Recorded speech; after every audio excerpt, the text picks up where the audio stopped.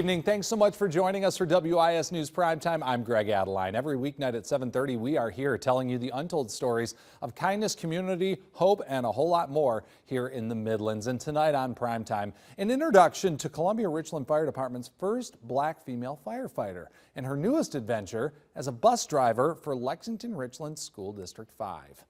We take a look at how she's been serving the Columbia community in different ways since 1990, a calling that stems from love. WIS reporter Naomi Popa shares her story with us and shows us that new roads can lead to the same beautiful destinations. From battling blazing fires as a firefighter to being the first person a child sees on their way to school, Chante Coad tells me she'll continue to serve the community for as long as she can. Chante Coad's days start early with a 4 a.m. wake-up call. My first route starts at 6:10 in the morning, and I pick up, I do 25 stops. The first thing I say to them, good morning, and I compliment them if they have on, nice things or sports gear. Me and my little young men, we get at it about our professional football team. I'm a Dallas Cowboy fan, and they like to talk a little smack to me about that. But for Coad, it's sacrifice that called her into the driver's seat of bus 23. I just love it. Love for one of her passengers, her great nephew, who she drops off at school every day. I'm glad my nephew wanted to come with me to give me this opportunity to come here. And I'm glad I made this decision. Caring for him is a calling, one she's answered throughout her career.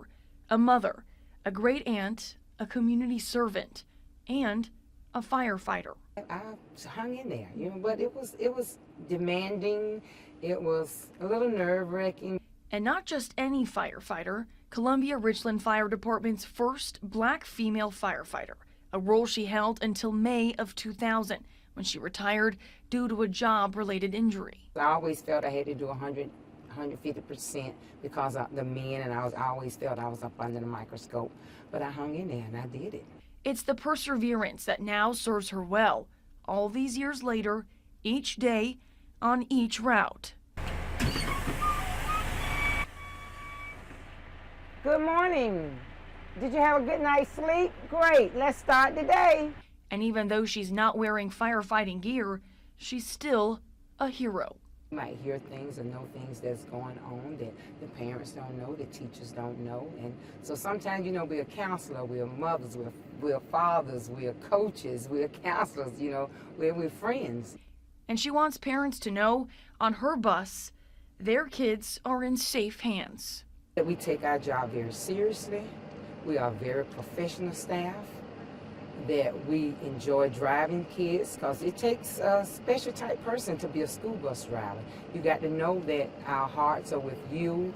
We have that we want our children to get to school, to and from school safely. We want you to know that we care about them. That's why we take this job on, and for you to feel comfortable letting your students ride the bus. Leaving a lasting impact for her, the community, and every child that steps foot on bus 23. For WIS News Primetime, I'm Naomi Popa.